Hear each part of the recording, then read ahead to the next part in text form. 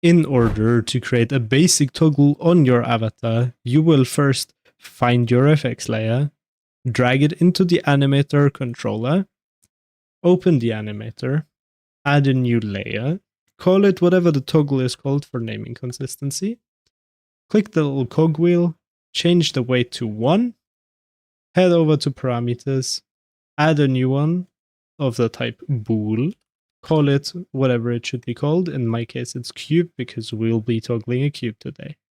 Next, you want to go down into your asset area, create 2 animations. One called cube on and one called cube off. Now you want to drag and drop both of your newly created animations into the animator controller. Now simply right-clicking the off animation to make a transition and connect it to the on animation. And now, you guessed it, we're going to do the same thing the other way. Next, click the transition from cube off to cube on, so this one.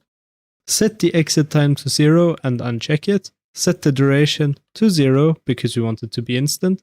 And add a condition, which in our case should be cube and true, since we want the cube to turn on when the cube parameter is true. Now head over to the off animation. Again, same settings, just that cube is set to false. So whenever we turn the toggle off, the cube disappears. And now we're already done in our animator controller. What we can do now is head back over to scene, click on our avatar, and bring up the animation panel. If you don't have it down here yet, simply head to Window, Animation, Animation, or hit Ctrl+6 and it will just pop up with a new one.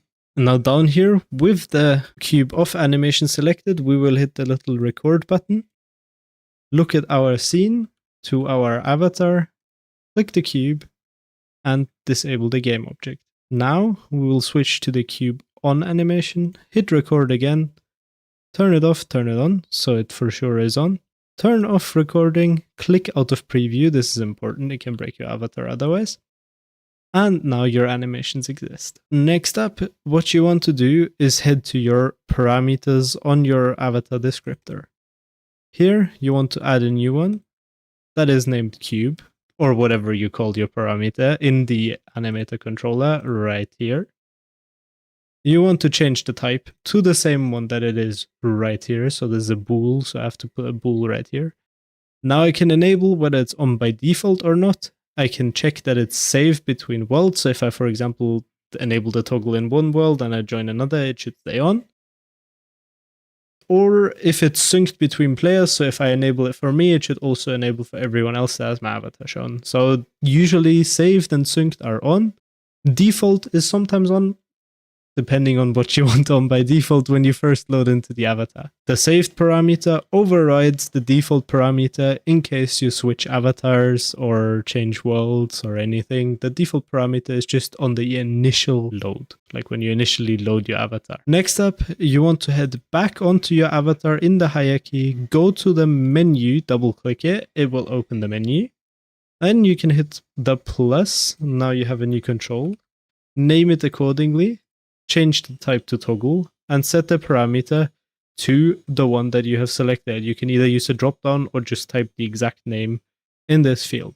Lastly, you want to go back to your animator and remove the FX layer from your controller again, because sometimes that breaks tracking. We'll test our toggle to see if it works using AV3 emulator. And as you can see, the cube turns on and the cube turns off. And it turns on and off and on and off and on and yeah, you get the idea, it works.